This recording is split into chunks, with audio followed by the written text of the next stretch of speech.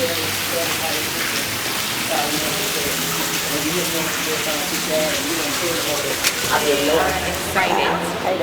and it's kind of sad at the same time. And I'm really excited that we completed this milestone. I'm excited.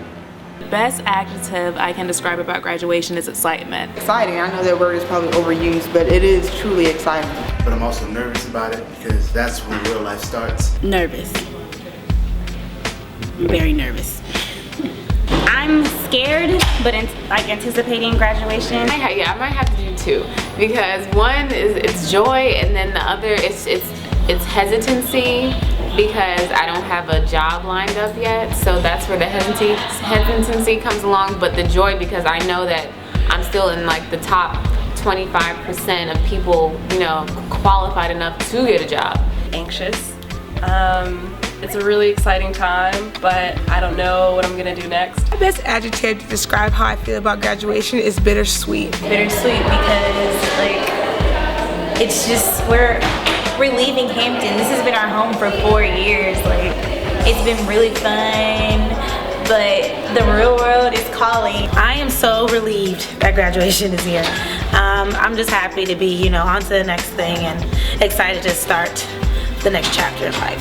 No, the only word I can think of is like blessed. I'm not sure if it's an adjective, but I mean, honestly, I'm taking 27 credits this semester because I was missing 5. So just being able to finish and to get through is a really great joy and a great blessing. Well, like 3 really. Like I'm nostalgic, I'm scared, but I'm excited as well. Like it's kind of scary knowing that we're not coming back here in 3 months. That this is really the start of our career. I'm nostalgic. I'm gonna miss a lot of people I met here over the time, a lot of my friends, everything. I'm excited because I'm just ready to start on my next journey, you know, get to the next, whatever the next step is, I'm ready to take it.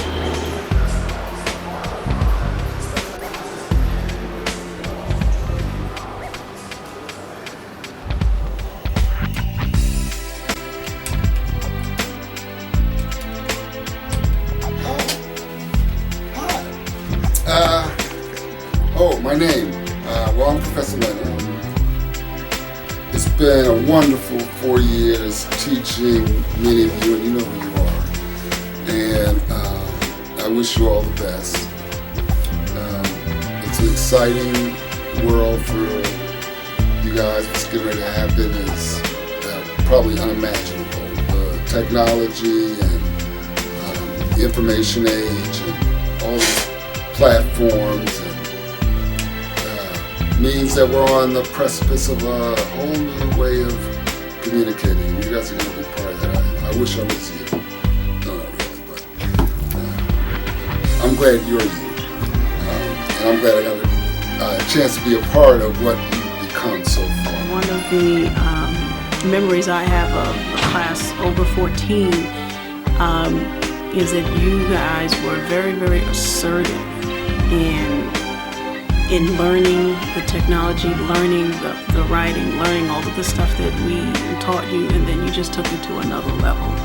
Why am I trying to prepare students for jobs that don't exist or for a field that's dying? I say that's far from the truth. First of all, journalism as we know it is not dying, it's just changed, right? You're among the first groups that are really the multi-platform. You're really the real mojos. It's not what you want to do, it's what you can do. You think if I was getting paid right now to do what I want to do, that I'd be right here? It don't work like that, man. So pull your shoes up and get on board. But this experience right here is something that you can, you know what I'm saying, draw from on down the line. In the corporate world, management change, ownership changes, and you have to deal with, you know what I'm saying, what the outcome is. How are other people doing? You looking at me or you looking at the camera? You can look at the camera or look at Tanya.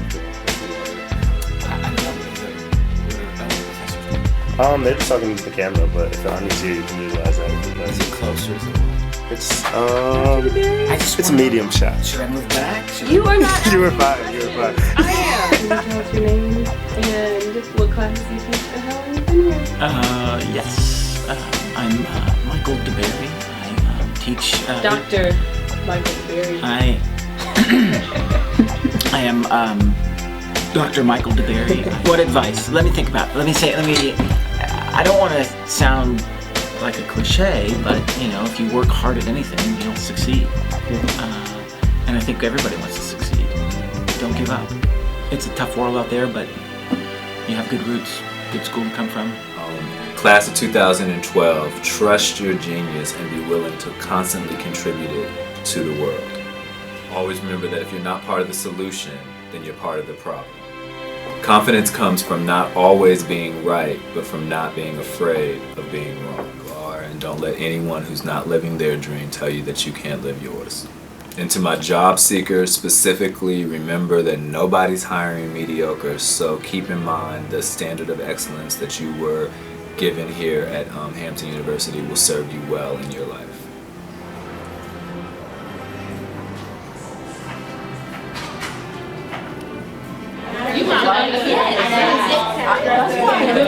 Have everyone's attention. Thank you very much for coming out this afternoon. Today we will have a presentation from Neil Orensdorf. He works at BBGO, the vice president there. What is social media? Does everybody in here understand what social media is? Who wants to try and define it? Search. Maybe this is social media. Maybe it's a few of these programs talking together. Maybe this is what social media looked like a year or two ago. Or maybe it looks like this. Maybe there's a few more things here that you recognize. Maybe there's some you aren't. This is a very international picture of what social media looks like. Or maybe it's this. Curious to see who thinks what brands are doing social media well. I can say that Twitter and Instagram are doing it really well. I mean, yes, Instagram obviously just got bought this past week. They have 13 employees. They make no money, and Facebook bought them for $1 billion. So they're doing social media really well. The Mary J. Blige Burger King commercial. So what was some of the industry response to that? That was the creative she received, and that the commercial, they rushed it to finish, and they didn't include the dream sequence. They just included her singing on top of the table for crispy chicken. Fresh lettuce, 3 cheeses, then a fresh tortilla. So whether they didn't understand the way in which people would understand the narrative, or they didn't have enough money, or they couldn't get it to work in 30 seconds, all that, some sort of recipe of that probably happened.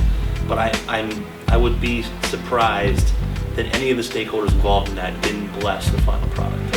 How do you feel about when people say, as long as they're talking, like, it's fine? Like, I've read a couple blogs, like, oh, well, it was probably set up so that they could take it down and everyone would talk about it and be searching for it online. Kind of like the way they're doing these music videos, like, they're banned from YouTube, so everyone searches to try to find them and see what the big deal was. Yeah, I think that's BS. I think that maybe the agency creative person would be like, you're talking about our brand, like, we didn't have to do anything. Especially for a brand like Burger King. They're not Red Bull, they're not even Old Spice. That sort of conversation, I'm sure, was a nightmare for them. So I think that it's great when people are talking about your brand, but in this day of social media and the ability for things to live long online, you really don't want people talking about it. Be the smartest, be the one who works the hardest. By smart, I mean you're up on what's going on. If you're in news, what's the news today? What's happening? What are people talking about? What interests you?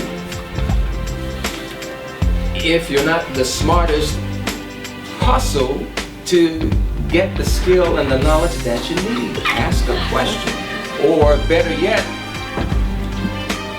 form the question and then find your answer. Find a need and fill it. I guess this is after you get in the door. Find a need and fill it, instead of waiting for somebody to tell you what to do. But this is interesting. This is interesting because, one, you gotta eat, and two, you have to do what you have to, so later you can do what you want to. You gotta eat.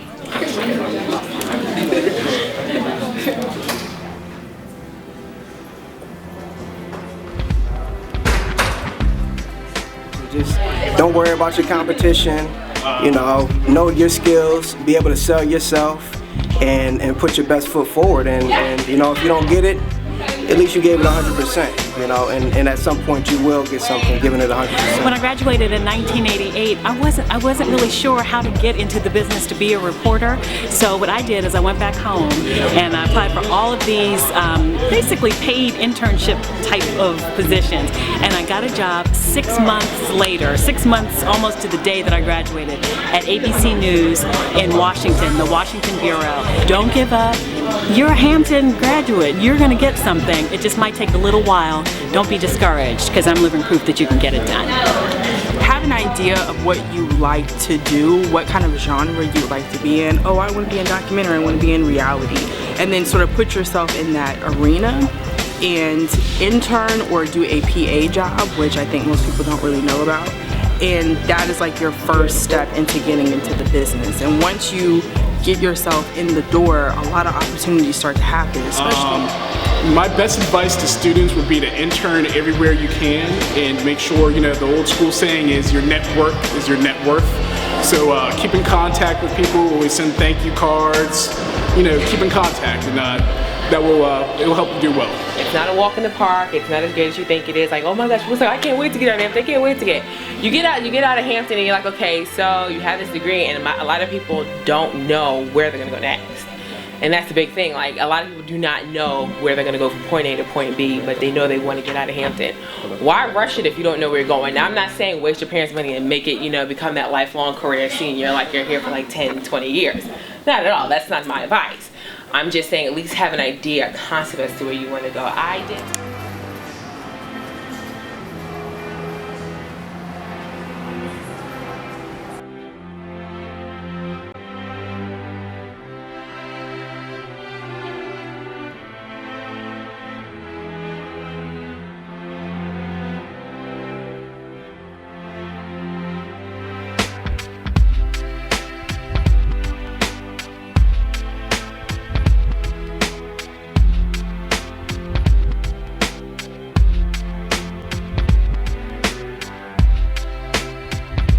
First of all, I want to say how much I appreciate you all coming here.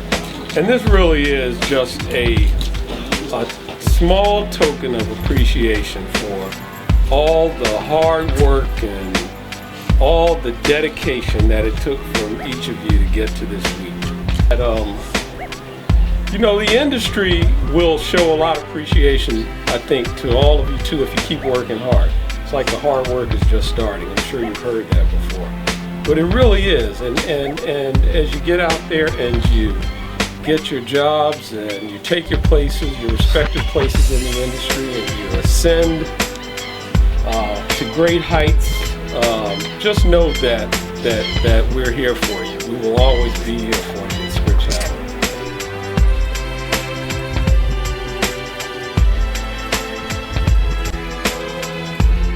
I would like to say that I appreciate Scripps. I don't think that I know everything I need to know about the industry, but nobody does. But I appreciate my professors and their willingness to do better for us and to try to get us to where we need to be and introduce us to the right people. I think that Ogres are going to be very successful after graduation. I think we're a very determined class. I think we're a fun class, and I think we all support each other. Hopefully I get to run into some of the Ogres along the way after graduation, because I know a lot of Scripps majors are very successful and will be very successful and have a lot of opportunities. My favorite Scripps memory would be me making Anchor for CBE. I had a lot of experience with that. It really helped me, and yeah, that'd probably be my best memory. Class of 2012, 05, 014 is different just because I think we have so many superstars in our class that it's just hard to kind of narrow down like who's doing big things. Our class came in as freshmen and thought we ran school, and that just never changed in 4 years. We still think we run school. Well, we do run school now, officially, but our class came in with confidence. I think my favorite Scripps memory was when I first joined CBE and I met all the helpful upperclassmen that were there, and they just were so eager to help, and they weren't just out just to get their experience, but they made sure that we got ours too. Our class is better than all the other classes because I feel like we more so have class unity. Like, we know, everybody pretty much knows each other in Scripps. It's not really like anyone that you haven't come across to or you spoke to, and we're all very polite. 2012 is the year of change. Like, it's a booming year. Like, we're the people who have to impact society for the next couple of years. Words of advice for the class of 2012. First, eat your vegetables and your fruits. Second, drink your water. And third, make your bed every morning. And to go for it. Don't be afraid. Please do not be afraid of it, because we have worked hard to prepare you, to give you the foundational skills for you to succeed in the business. You will find when you do get outside of here and you get out in the real world, workplace, or whatever you want to call it, you'll have a lot of fun, but it'll be a lot of hard work, and nobody's going to be chasing you around making you do stuff. If you don't do it, guess what? There's somebody to replace you.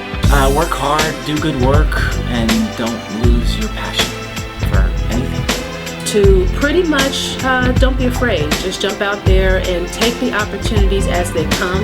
You can always switch up your opportunities as new ones come your way, but take advantage of the now. And you never know, that job that you really, really don't want, you may learn some really helpful skills. I think I would just say for everyone to keep your head up, stay positive. When we're out in this industry, everyone should still, be friendly, be kind, help each other out, no matter, where we are. I would just say stay positive. Even right now, some of us don't have jobs and other of us might.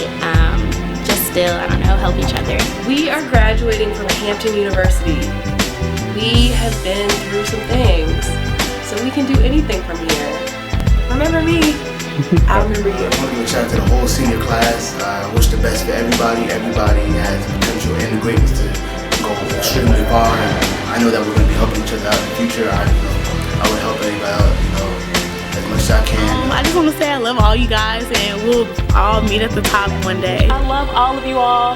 I do, and I miss you, and I know y'all do great things. I'll see you in 5-10 years, something like that. Okay, remember me when you're famous. I know you all will be. Great. It's been a great 4 years with you guys, and I just hope that you find happiness and joy with whatever you do. I want to say I wish you all the best of luck. See you soon. I know we'll be running into each other, doing big things, running things and, out in the real world. So I want to say good luck, and I wish you all the best. God bless. I want to say, Ogres, I love you. It's been a tremendous 4 years, times that I'll never forget, times that I probably wish I will forget, but it's just been good, and I will never forget this experience. Mwah.